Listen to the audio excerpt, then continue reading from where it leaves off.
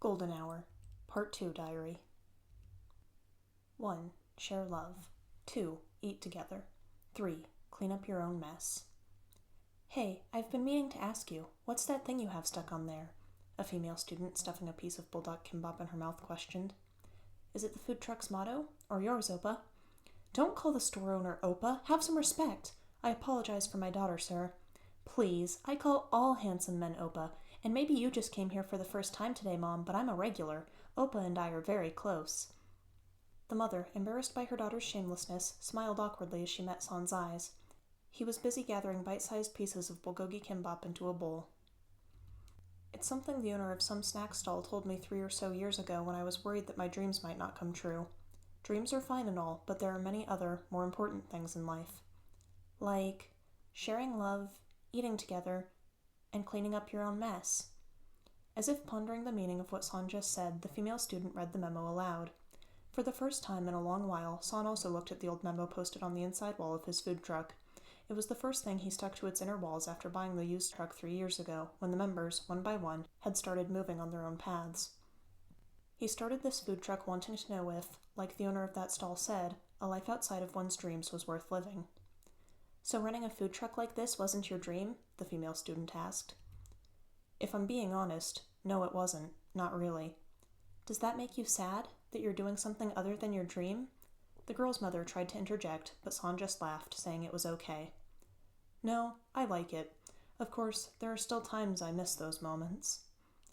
The girl spoke loudly as if to tell her mother to listen. See? So you can live happily without achieving your dreams. My mom always says you have to achieve your dreams, that a life without achieving your dreams is a life wasted, and so I have to study. Always study, study, study. Her nagging drives me crazy. Enough. Stop eating and go to your after-school classes. Sorry for all the trouble, sir. The food was great. The mother, no longer able to hold back and wary of the ongoing conversation, finally stood up and urged her daughter away. Son watched as the female student stuffed her cheeks full of the remaining kimbap, still chewing it as her mother dragged her away. He smiled. I used to think that too. A new customer approached, and Son greeted them with a friendly face. Seeing the expectant faces of hungry customers as they ordered, making food he hoped they'd enjoy, and watching them eat until they were full and happy. There's a kind of happiness in this too, Son thought. Meanwhile, a plane bound for Incheon was getting ready to take off in Dubai. Woo-young, a second-year flight attendant, was busy preparing the special safety announcement he had put together for K Airlines. The airline, concerned that the passengers weren't paying enough attention to the flight attendant's in-flight safety announcement, planned a new event based on an idea of Woo-young's in place of the usual simple demonstration. While he knew all he needed to do was match a few small movements to the announcement's song and rap, Woo-young's mouth had gone dry from nervousness. It had been a long time since he'd been on stage. He clenched his hands into a fist, stretched them slowly, and shook them out, but it did nothing to help calm his nerves. Taking a deep breath, Woo-young closed his eyes. He recalled those times, 3 years ago from now, when the members, dressed in black fedoras, would perform as they used the chromer to disappear and reappear in and out of space. It was a time when his stage fright had felt like a distant memory from a past life. Yes, he had acted with a sense of duty, wanting to save the people from Z's control, but it was more than that. Those dreams of his that were out of grasp in World A were achievable in World Z. There, the world was his stage, and each and every performance was thrilling. The performances of Woo-young and the members reminded the people, whose emotions had been suppressed and controlled, of the feelings they had lost. Their reactions, full of laughter and tears, had ignited Woo-young's heart. Z, backed into a corner, broke the chromer in his attempt to flee, and, as a result, Woo-young and the members were thrown back into this world before they could see the climax of their movement. But it was fine. If he could do all that there was nothing he couldn't do here too, Woo-young had thought. The members came together again and prepared as a performance group. Jongho, who was studying music composition, wrote their songs, and Hongjing and Mingi came up with the lyrics. Woo-young and Yoonho put together the choreography. Yosong, who, thanks to his investments, had the most money to spare, set up their performance room, and Sunghwa and Son oversaw the planning and marketing. Through busking and performances at small, local events, they did their best to make even one fan. But that was the extent of it. And as days without progress dragged on, the members' motivation slowly began to fade. Their dreams didn't, in fact, lead to any real jobs. Like a long-dead romance waiting for one side to finally let go, their days dragged on in a state of arrested development, and the members' worries only grew. We used to fly high as ATEEZ in World Z, but had fallen into obscurity in this place. It was impossible to stop the members, who urgently needed money to get by, from leaving to look for a part-time job and earn a living. Though no one said it out loud, they all felt that the days when they could persuade each other with the mere promise of their shared dream would soon pass. Back then, whenever he went out to drink with friends from his hometown, Woo-young would whine over and over again about how he wanted to be on stage. Then one time, his friend drunkenly shot back, "Is the stage really that special? A teacher's classroom could be their stage. The old man announcing sales at the supermarket is on stage. So are the flight attendants giving presentations on emergency life vests. Idols and actors aren't the only ones giving performances on a stage." Woo-young, thinking this was just his friend's way of shutting him up, disregarded the comment. But his friend went on, "If you miss performing that much, then stop whining about it and do something. Go find your own stage." Fueled by his friend's call for him to take action, Woo-young's blood boiled and a strange courage overcame him. "That's right! I'll go find my own stage!" The friends cheered together and, before he knew it, Woo-young had signed up for flight attendant training. Not wanting to waste the money he had spent on FA training classes, Woo-young began attending the flight attendant academy. To his surprise, he was praised for his talent and soon found himself enjoying training. He was proud that the other students applauded him and the school held him up as an example. Yes, maybe it was praise that Woo-young had wanted. Driven by praise and recognition, Woo-young became a full-fledged flight attendant in record time. It wasn't until after his thirst for acknowledgement had been quenched that he remembered what it was that he really wanted to do. Music. It wasn't performing on a stage, but music that he wanted to do. To match his voice and movements to instruments, for someone to listen to his story. But when he finally looked back, he was already an established flight attendant. And so, Woo-young recalled his friend's words again. Find the stage. Find your own stage. Make it for yourself. At that time, K Airlines was in the process of planning a new format for their in-flight safety announcement, and Woo-young sent in a proposal for the project. He suggested a music-based performance, and his idea was adopted. Woo-young, we're just about ready to run the announcement. At the words of his fellow flight attendant, Woo-young opened his eyes. It might not be much, but it was still a stage, the stage Woo-young had longed for. This shaking feeling he was experiencing now was the very feeling he had missed so much. There was nothing to be afraid of. Woo-young stood in the aisle. We're about to take off. In preparation for departure, please direct your attention to the flight attendants in the cabins while they go over our safety procedures. Woo-young's announcement rang over the pre-recorded music playing from the in-flight speakers. Soon, the beat began to change and the announcement transformed into a rapid melody. Passengers who had been dozing off or scrolling through the selection of in-flight movies, and children who had been whining to their parents, all turned to look at Woo-young. Information on seatbelts, life jackets, oxygen masks, and emergency exits was delivered through witty lyrics, and the communicative performance immediately drew the attention of the audience, the flight's passengers. Even those who had laughed out of awkwardness at first soon joined in on the fun of the performance. Some even stood up from their seats, swayed their shoulders, and clapped. The youngest audience enjoyed the performance the most, as they stopped their crying and laughed along. Some passengers even filmed the performance on their personal smartphones. Woo-young, who felt like he hadn't performed before an audience in so long, ended the in-flight safety performance by disappearing and reappearing in an instant like he used to in World Z. Of course, without the chroma, it was just a simple trick of diversion planned with a fellow flight attendant. After a moment of silence, the cabin burst into thunderous applause and cheers.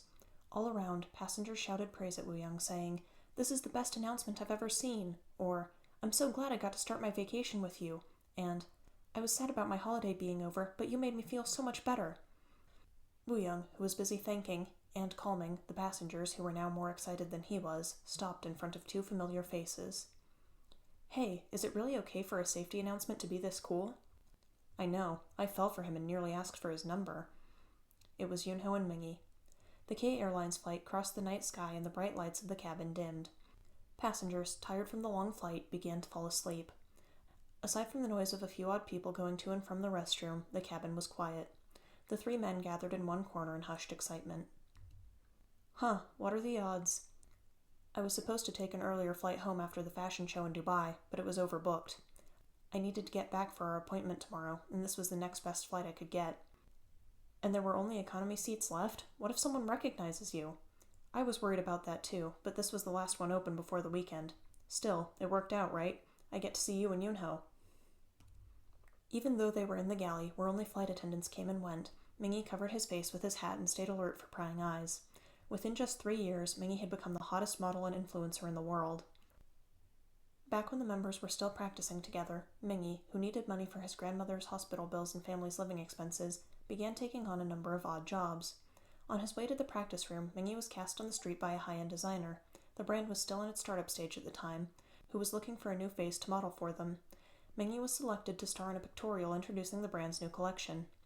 That season's outfits and pictorials became a hot topic in the fashion world online, so much so that Mingy was even featured on the cover of one of the world's top fashion magazines.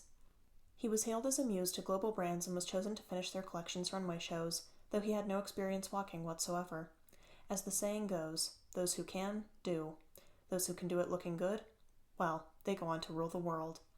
A YouTuber with over 1 million subscribers posted Mingy's photos on their personal SNS as an example of their ideal boyfriend's style, and it soon ignited a heated social debate on the use of private images without permission.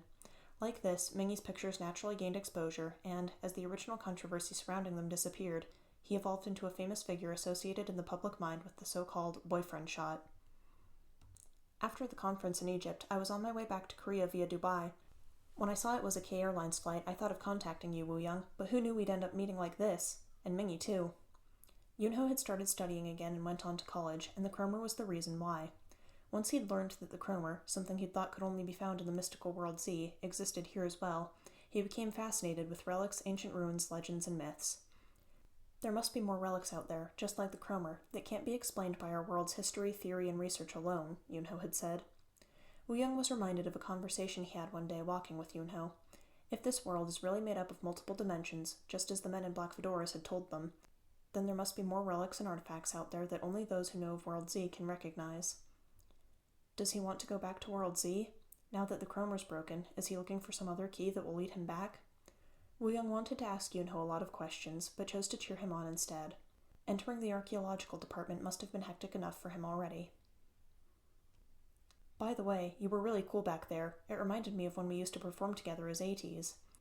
I filmed it all on my phone, so let's all rewatch it together at Yosong's place tomorrow. Hey, it's supposed to be Hongjung's congratulatory party. Don't waste time watching a video of me. Why not? I'm sure everyone will love it. We always end up just talking about the past when we meet anyway. If anything, I'm worried your video will get everyone too fired up and they'll want to start dancing again. He's not wrong, and you know what? Jongho's a producer now. Who knows, he might just offer you a solo after watching it. Cut it out. Stop messing with me. Mingy smirked mischievously as if to say, try me, and Woo-young responded with a look of fake hurt. Yoonho watched them both and laughed. Though it had been a year since they last met, and though they each now had their own busy lives, in front of each other they transformed into the same young boys they had always been.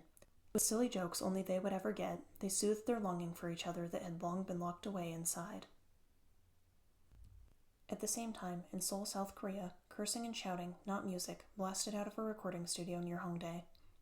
If that's how you're gonna act, then get the hell out already! Stop dragging us into your mess! Do you know how many idols disappear not even a year after debuting? Even if we have to risk our lives for this job, who knows how many people will ever actually care? No, that's not what For starters, I joined this company because I thought they'd make me an actor. Hell, like I knew I'd become an idol like this. Huh, don't act like you know what I'm going through. The 6-month-old group, for which Jongho worked as their exclusive producer, was preparing for their upcoming mini-album. While in the studio recording songs, all the members' volatile emotions that had accumulated since their debut exploded into an argument, which raged on despite the best efforts of those around them to stop it. An engineer, who could no longer stand to watch the children fight in his recording booth, moved to stop them, but Jongho stepped in and held him back. It's better they let it all out now than hold it in and suffer in silence. It wouldn't be easy for family members to work together all day long, let alone young adults, teens who had barely just hit puberty, thrown together only because they share the same goal. Understanding Jongho's intentions, the engineer sat down again, and, unaware of the adults watching them, the children continued to fight. What? If you don't want to be a part of this, you should have told the company before debuting. Let me guess, you didn't have the guts to start out as an actor and thought you'd take the easy path to fame by debuting as an idol first. If that's what you decided, then take responsibility for that decision. You're an idol now, so having worked to make your face known before whining. You've only just started, and you're already like this? What are you going to do? What do you think I am? Some kind of machine? I'm human too. I need time to think through all my troubles and decisions, but it's just work and practice, every single day. I don't have time to think about myself or make commitments. Considering all that, can't I waver or doubt things a little? At this rate, I doubt we'll be able to finish recording today. There's still room in the schedule, so let's try again some other time. The boys' argument showed no sign of slowing down, and Jongho decided to postpone the recording. The engineer headed out of the studio first, offering Jongho a comment of support for his troubles on his way out. And you think we aren't just as busy? What do you think the rest of us are doing? Playing around? You've never liked me, even back when we were trainees. Is that why you're acting like this to me? What? You always listen to the other members whenever they complain about their troubles, whether it was family stuff, not being able to debut with friends from their trainee days, or anything else. Seriously? How old are you? That's enough. Everyone, get out here. Once the other members had all left for the dorms, the two boys sat in front of Jongho and cried. Jongho guessed they each had been holding on to their own struggles. One of the boys, having come from a difficult family background, was desperate to cling to his idol career, something he had worked so hard to achieve, and the opportunities it might bring. As desperate as he was also probably anxious, and the only way to relieve his worries in this industry where the future was both uncertain and out of his hands was to work as hard as he possibly could. He must have hoped the other members would feel the same, and when confronted by his friend who didn't, could no longer hold back his own overflowing anxiety. Although Jongho didn't know everything the boy had been through, he did know the feeling of desperation born from anxiety. He had once exploded at Mingy in a similar way. The other boy, who dreamed of becoming an actor, must have stumbled across the path of an idol on his way to his real dream. While he may have started this career hoping that, as his face became more well-known, it would eventually lead to opportunities in acting, he was probably taken aback by the reality of this world that demands hard work paid in sweat and tears. He was behind in singing and dancing compared to the other members, who dreamed of being idols, and he must have been worried about the choice he made. But, busy as they were, it would have been hard to even bring up his concerns. Sure, one could criticize the boy for choosing the path of an idol when that was never his dream. But Jongho, who became a music producer as a means to achieving another goal himself, was no different. As their crying died down, Jongho recalled these past 3 years. Inspired by the Grimes siblings, Jongho began composing music little by little, and when they returned to this world, he began studying it in earnest, hoping to make songs the members could sing together. While it was a little awkward, he enjoyed asking the members' opinions and modifying each song little by little.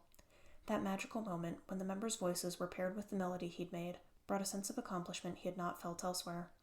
Even when the other members grew busy with their own lives, Jongho couldn't let go of music. Jongho had already been forced to give up his dream, basketball, once, due to injury, and had worked so hard to find the new one. If he couldn't achieve it with the members, he would find a way to cling to it on his own, even as a singer-songwriter.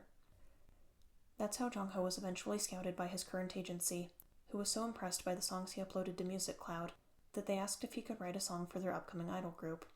While he was a bit disappointed they hadn't offered to sign him as a singer, he had no reason to refuse the offer. It was a way for him to continue his career in music, and, for the first time, his efforts had been recognized. Jongho, who started as a singer-songwriter, soon became the idol group's vocal coach and producer as well. He was neither an idol nor a singer-songwriter, but he had hoped that, as long as he never gave up on music, the chance would still present itself one day. For now, he spent his days satisfied with the opportunities given to him. From now on, how about we work out from time to time to try building up our physical strength? The 2 children raised their heads and looked up at Jongho, confused. Neither of you wants to hurt the other, it's just that you have your problems and you have yours, am I right? They nodded and, out of the corner of their eyes, scanned the face of the boy sitting next to them. As their irritation faded, fatigue, sadness, confusion, and guilt took its place. I heard that kindness also requires stamina. You're both so tired that you're overcome with anxiety and confusion. But it's thanks to all your hard work that you were able to debut and were offered all these new opportunities too. I know it's impossible to really understand each other's struggles, but let's at least try to be kind to each other. How about it? The boys replied, yes, at the same time, and awkwardly handed each other tissues. They're still just kids, Jongho thought as he smiled quietly. The 2 boys, who had fought so ferociously until just now, were smirking and exchanging friendly banter. Looking at them, Jongho couldn't help but be reminded of his own members. He went to close his eyes for a moment, but fatigue washed over him and, before he knew it, it was 1 a.m. Jongho hurried to organize his computer files, and buried among those numerous files, one in particular caught his eye. It was his first song. Maybe it was the boys' fight, or that he was going to see his own members for the first time in a while tomorrow, but for some reason, that song, which he had not played even once since they split, called out to him today. Should I try listening to it again? Jongho hesitated for a moment before mustering up a little courage and playing that first song. Yeah, I can't do this. Jongho shuddered at the melody, which now seemed so unrefined from its very start. In his memory, it had been a pretty good song, but now he realized how much he had glamorized it. Unable to listen anymore, he went to turn the music off, but hesitated at Yosong's soft voice. Then Wooyoung's melodic voice followed, and Jongho gave up on turning off the music. As Yosong and Wooyoung, Sungho and Yoonho, Mingy and Hongjung, Son and Jongho's voices came and went, an image as clumsy as a colorful drawing unfolded in his mind. The members' voices pierced his heart. It felt as though, unknowingly, he had unleashed a certain long-gone and now unattainable past. Only then did Jong-ho realize that he had unwittingly ended one period of his life and started another. Listening to the music of a past he could never get back, he longed for those clumsy but oh so beautiful times, and shed a tear. It was then. Ring! A fire alarm went off and shook Jong-ho from his memories. What's going on? Jong-ho faltered at the loud noise, and someone burst through the recording studio door. Standing in the open doorway was none other than Sunghwa, outfitted in fire protective gear. Sunghwa? Can't you hear the alarm? Hurry! We need to get out of here! A stray cigarette butt had caught fire to a bag of garbage, which in turn spread to the vines that decorated the outer wall of the building. The fire grew and began eating away at the building's exterior. Fortunately, a delivery man saw it all and immediately called 119. We were able to extinguish the fire before there was too much damage, Sunghwa continued as he took off his red helmet. Thankfully, the fire didn't spread too much, but had you stayed there, you might have been suffocated by the smoke. The next time you hear a fire alarm go off, get out right away. There's nothing more important than your life. Yes, I get it. You're really a full-fledged firefighter now, huh?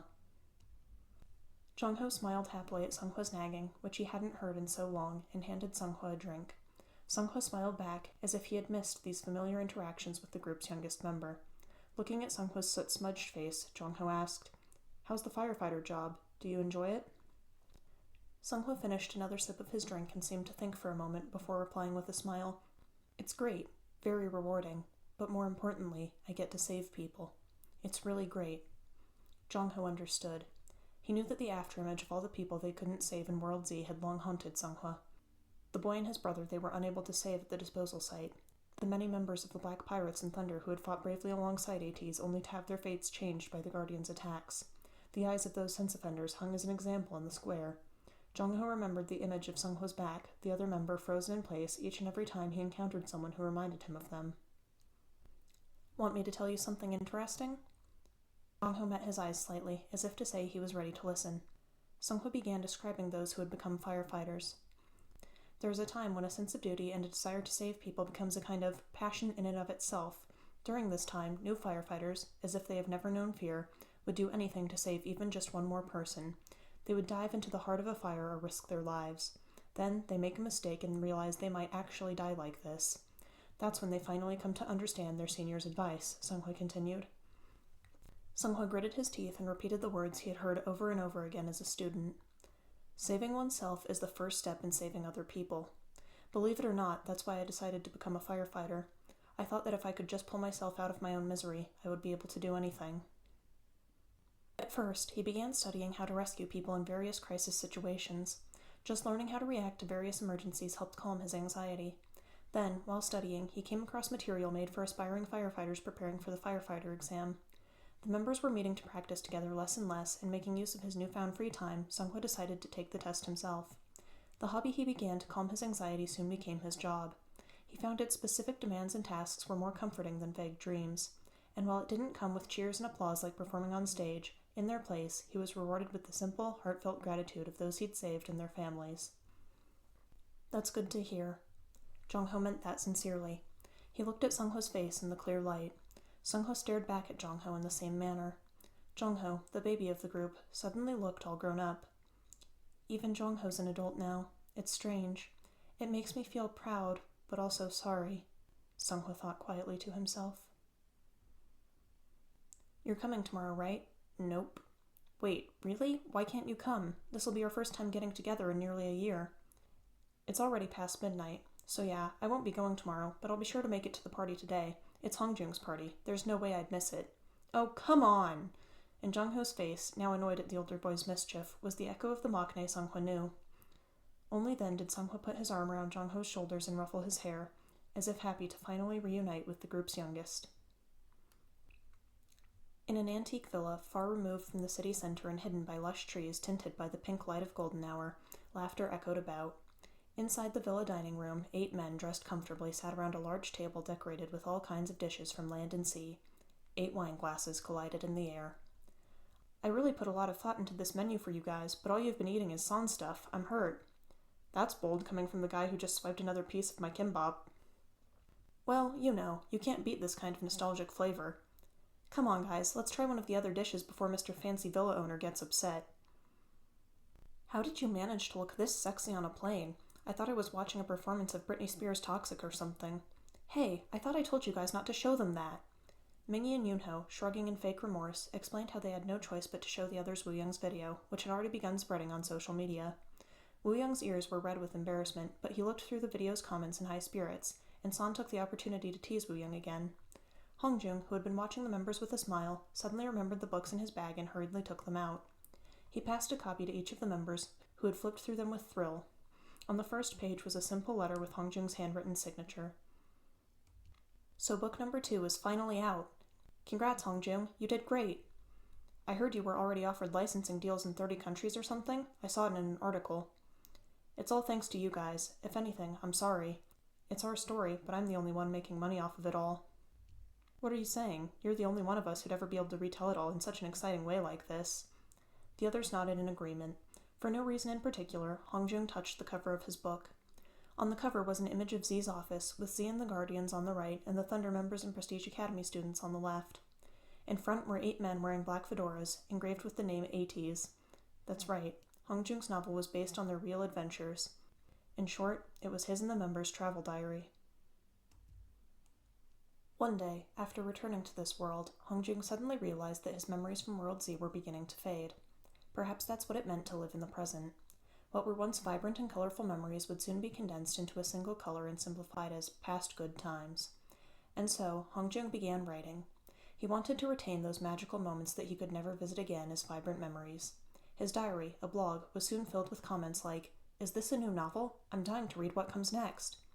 For the first time, Hongjung began to consider how the series of events he had experienced with the members might seem to others.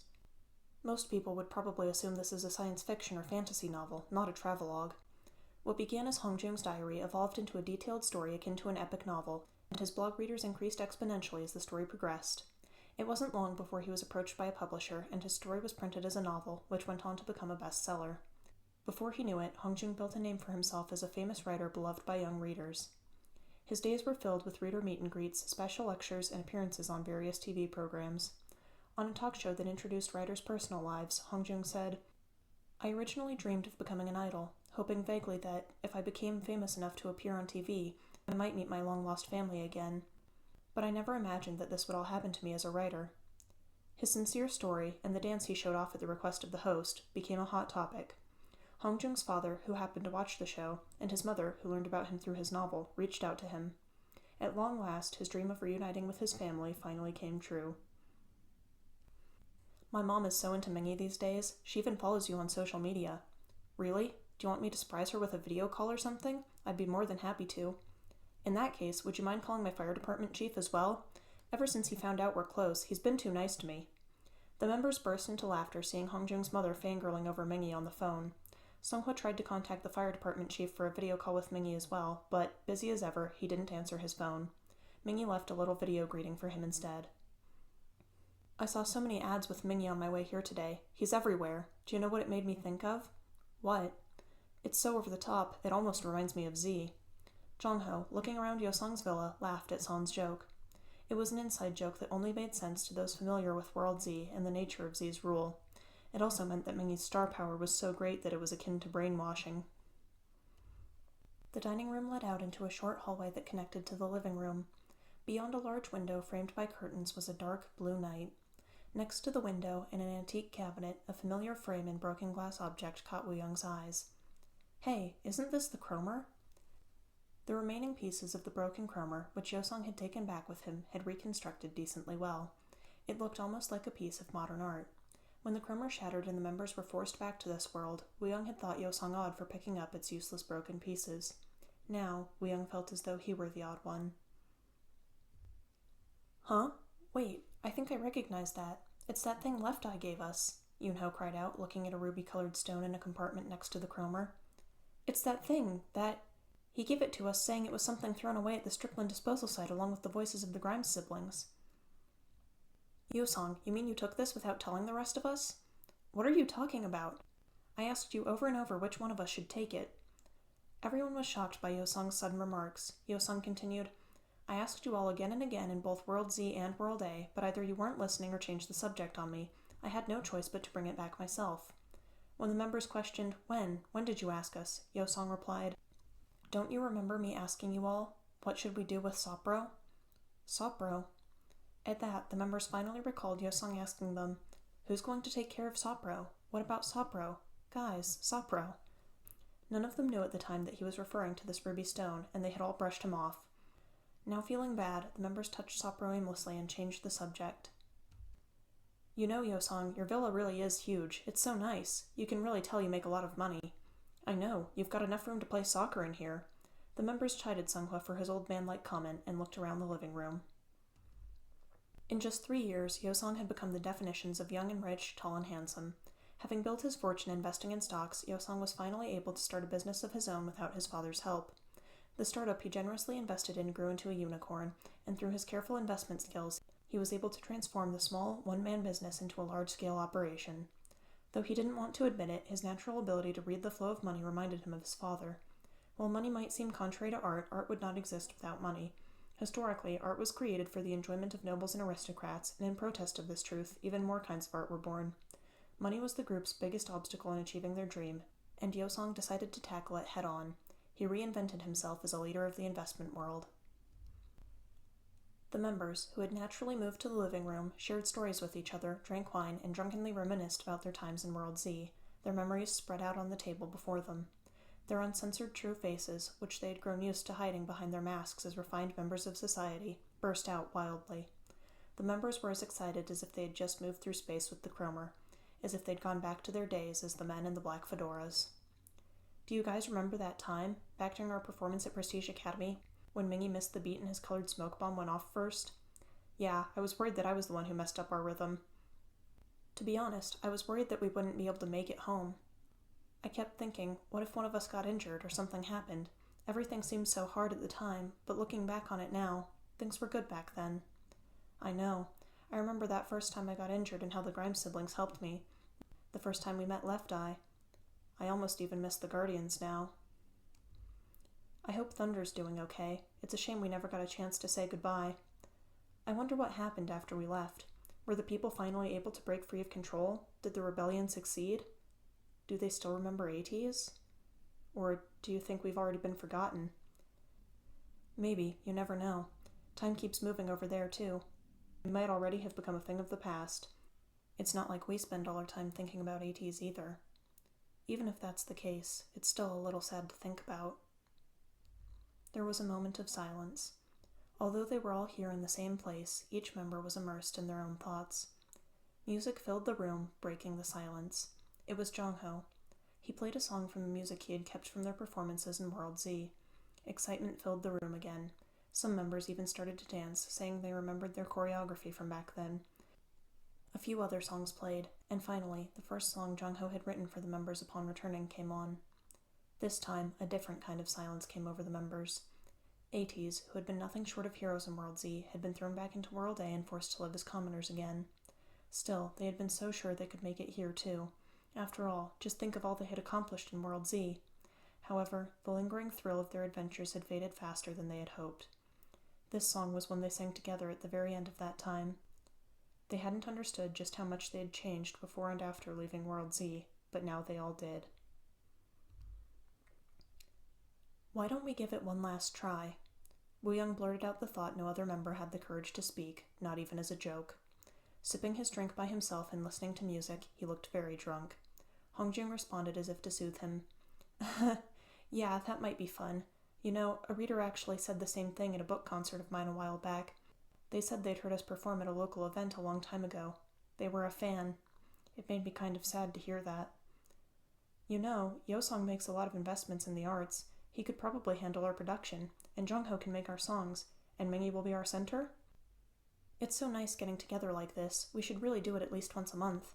Hey, you know, let's go on a trip together sometime." The others tried to brush aside Woo-young's words with their usual drunken promises, but this time Jongho responded seriously. "To be honest, I like the idea.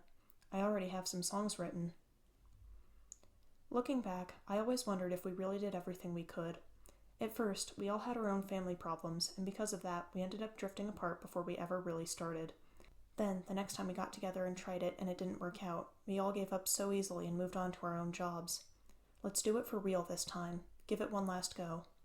Doesn't it bother you to just accept defeat like this?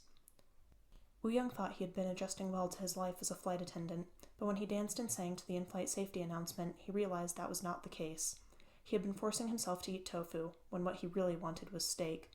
Sure, they were both proteins, but they were not the same. I don't consider my current life to be defeat. So, then, you think we've all achieved our dreams? Let me put it this way. You think any life that doesn't follow your original dream is a failure, then? Something to be ashamed of? The members grew pale at the suddenly charged atmosphere of the conversation. Yosong was frustrated with Woo-young, who clung blindly to his obsession with dreams. And while blindness is at times both enchanting and noble, there are other times when it becomes a trap. The reason why hard work and effort put towards one's dreams feels so noble is that dreams can often seem like a sort of divine mission, and many people blindly accept them as such. If you believe that the only way to live is to follow your dreams, it's only natural that anything else would feel frightening and shameful, like a failure. The sense of defeat the members felt before arriving in World Z was that exactly, the trap of blindness. But what they learned in World Z was not that they could be heroes, but the importance of emotions in art, dreams, and hope, and that blind belief in anything leads to grave consequences. At least, that's how Yosong saw it, and he had hoped the members felt the same. Grow up. How long do you plan on acting so recklessly? Until we fail for good, I want to keep giving it my all. We never really tried. You're just running away, afraid to face the fact that we've fallen this far, and using the need to make a living as an excuse. Your real failure is being afraid to fail. Those words echoed in Woo-young's mind, but Yosong's cold and cynical retort shattered him before he was ever able to sort through his thoughts. Maybe it's that you don't even have the courage to be reckless, but the others might. Why are you getting in my way without even listening? Can't you tell? Yosong stood up from his seat as if to say, Go ahead, ask. Woo-young looked at the other members, believing that at least one of them would respond positively. Let's try it again together. But each member only turned their eyes away from Woo-young's gaze. Woo-young felt like a fool. Woo-young, I really did mean it. I want to. But let's organize our schedules first, and then... No, forget it. This was supposed to be a celebration, and I messed everything up. I'm sorry, guys. I'm just a little drunk. I'll head out first. Pressing back his tears, he kicked away his seat and stood up. The members rushed over to comfort Woo-young in his broken heart, but it was too late. Woo-young walked away quickly into the darkness. There were 2 hours left before the first train. Woo-young, forced to wait until then, shivered as he sat on the bench at the train station. Ugh, why does he have to live so far out of the city? It was late spring, but the night was still cold.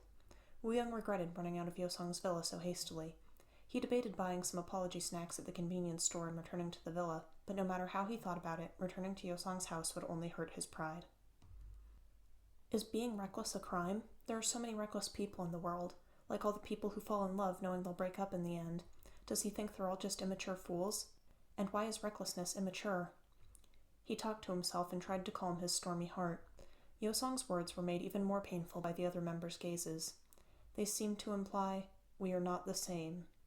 It was as though he alone remained trapped in a long tunnel, and the members looked back at him from the other side as if saying, "Why are you still there?" Since when did they all become so spineless? Their passion, spirit, where did it all go? Woo-young tilted his head back and looked up at the night. Even in the murky sky, stars shone. Could one of those lights be World Z? As he thought that, a reddish star appeared, twinkling through the clouds. Sopro. Woo-young unconsciously was reminded of the ruby-colored stone, the stone that sat in the living room cabinet of Yosong's villa. Sopro is a sort of magical spirit that synchronizes the feelings of those who hold it with those who draw breath around them. According to legend, one of the 4 priest guardians of Holozia gathered the breaths of all of Holozia to create it. Left Eye turned Sopro carefully in his hand and explained. They were sailing to the android guardian's bunker to look for the lost Cromer. The younger Grimes sibling, reaching for the stone without hesitation, chimed in, "Then we should use it to awaken the emotions of the people and guardians." Left Eye stopped him and offered a cautious thought. Why was something as precious as this thrown away at the Striplin disposal site? The elder sister of the Grimes siblings replied to Left Eye, "It must have been swept up and thrown away along with the countless particles of emotion or of voices. I doubt they knew what it was and just tossed it away." Left Eye turned his head to the side and examined the stone, which shone the enchanting color of blood. Legends aren't just legends. It might be dangerous. Let's only use this as a last resort. Wu Young, returning quietly to the villa where the members slept, headed to the living room. He passed a table covered with empty bottles and leftovers, went to the antique cabinet, and picked up Sopro. So if I use this, I can sync my and the members' emotions? Sopro's red light wavered as though in response to Wu Young's question. Holding the stone tightly in his fist, Wu Young brought his hand to his heart and earnestly prayed. It's as though they've all forgotten what it was like to be happy. Reignite our passion like it was back then, and let us all be happy together again. Please. Red light spilled from the gaps of his fingers, a ruby aurora dancing throughout the dark room.